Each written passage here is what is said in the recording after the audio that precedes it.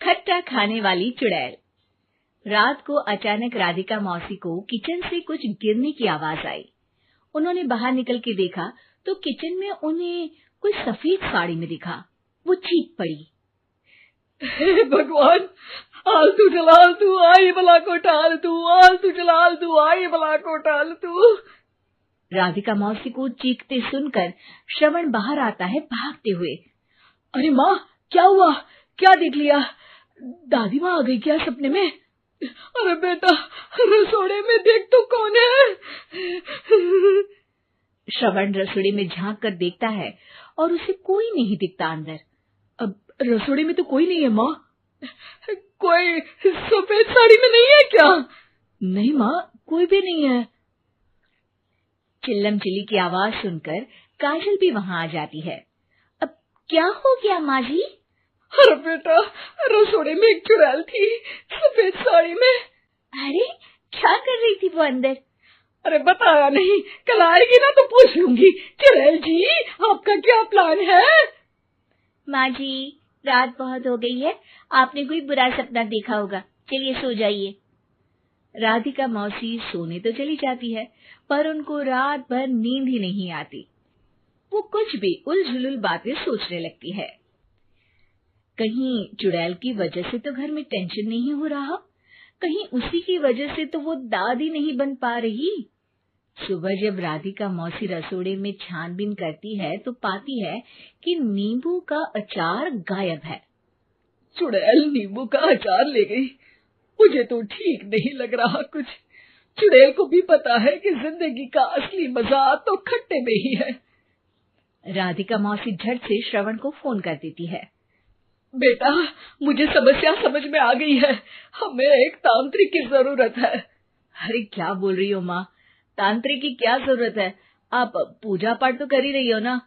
आलतू जलालतू मंत्र सारे फालतू जैसे कुछ मंत्र पढ़ो, चली जाएगी अपने आप चुड़ैल। अरे नहीं बेटा, कभी चुड़ैल को कम नहीं समझते।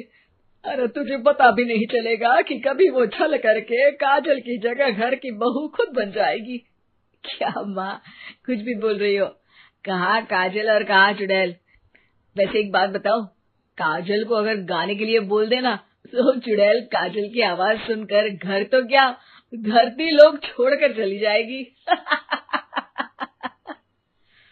तुम ना पढ़े लिखे बच्चे हर चीज को मजाक समझते हो। तुम रहने दो, मैं खुद ही तांत्रिक को बुला लेती हूँ। अच्छा सुन, शाम को इमली लेके आना। क्या है कि चटनी खाए बहुत दिन हो गए है ना? नहीं माँ, इमली तांत्रिक से ही मंगवा लो ना, आटा वगैरह भी उसी से पिसवा लेना। देखो मुझे काम करना है। श्रवण रात को कई तरह की सब्जियों के साथ माँ के कहने पे चटनी के लिए इमली भी ले आया था, लेकिन राधिका मौसी के दिमाग में अलग ही फिल्म चल रही थी। उन्हें अब सिर्फ शक ही नहीं यकीन होने लगा था कि शायद चुड़ैल ने श्रवण पर अपना जाल बिछा दिया था, जिस वजह से श्रवण उनकी बात ही नहीं मान रहा था।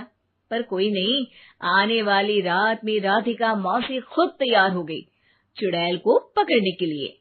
रुद्राक्ष की माला, तुलसी का पत्ता, हनुमान चालीसा सब हाथ के पास ही था, बस चुड़ैल का इंतजार था।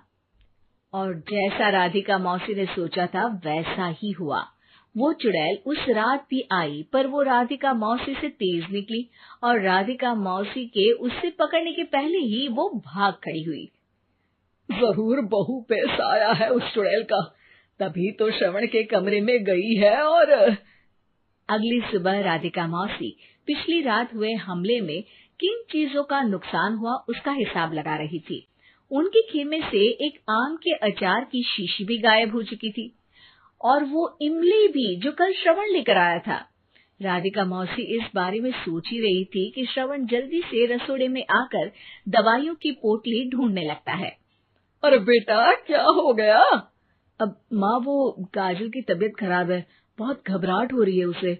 हे भगवान, मैंने पहले ही कहा था कि तांत्रिक को बुला लेते हैं, पर नहीं, अब देखो उस चुड़ैल ने काजल को अपने वश में करना शुरू भी कर दिया है। हालांकि श्रवण भूतों में विश्वास नहीं करता था, पर अब वो भी डर जाता है। और राजी हो जाता है एक तांत्रिक को बुलाने के लिए। कुछ ही घंटों में तांत्रिक आ जाते हैं और राधिका मौसी तांत्रिक जी को सब बता देती है। घोर संकट, घनघोर संकट, चुड़ैल को मारू जोर चाकट, ओम भट स्वाहा खटखा के आहा। अरे ये क्या मंत्र है? मेरे खुद के ओरिजिनल मंत्र है, कल रात को ही लिखे हैं, अच्छे लगे तो दाद चाहूंगा। एक और मंत्र सुनो।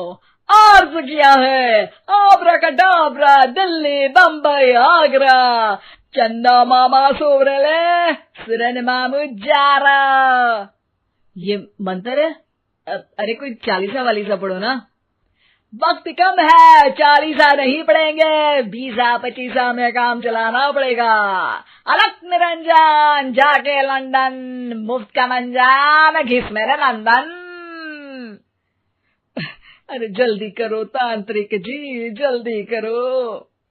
तांत्रिक अपने उल झलूल मंत्र पढ़ने लगता है। श्रवण को तांत्रिक पे शक होता है। वो अपने एक डॉक्टर दोस्त को कॉल कर देता है ताकि कोई अनहोनी हो तो इमरजेंसी में चीजें मैनेज हो जाए। तांत्रिक धुनी रमाता है, जिसकी वजह से कमरे में काफी धुआं हो जाता है और जिसकी वजह से बहू की घबराहट बढ़ जाती है। अब भागेगी चुड़ैल। हाँ। बहू खांसते हुए धुएं से बचने के लिए बाहर चली जाती है। अरे भाग रही है, भाग रही है। पीछे पीछे श्रवण भी जाता है। बहू एक सोफे पर बैठ जाती है। तभी डॉक्टर दोस्त आ जाते हैं और श्रवण को पानी लाने के लिए कहते हैं।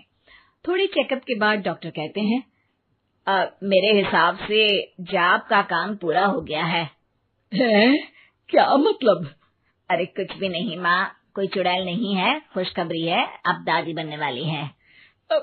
मगर वो सब अचार के डब्बे।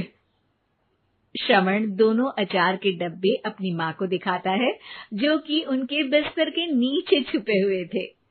आपने सही बोला था माँ, वो चुड़ैल काजल ही थी जो खट्टा खा रही थी। हमें कल ही पता चला, पर हमने आपको ये तांत्रिक वाला काम करने दिया ताकि आपको भरोसा हो जाए कि भूत वगैरह कुछ होता ही नहीं। अच्छा अच्छा, ये तो बड़ी खुशी की बात है, पर बेटा मुझे एक झाड़ू तो ला दे। क्यों माँ? ये तांत्रिक का भूत उतारती हूँ मैं। अब तांत्रिक राधा मौसी के डर से घर से भाग निकलता है और राधा मौसी उसके पीछे भागती है। अरे संकट ये घनघोर है, तांत्रिक मुआ चोर है।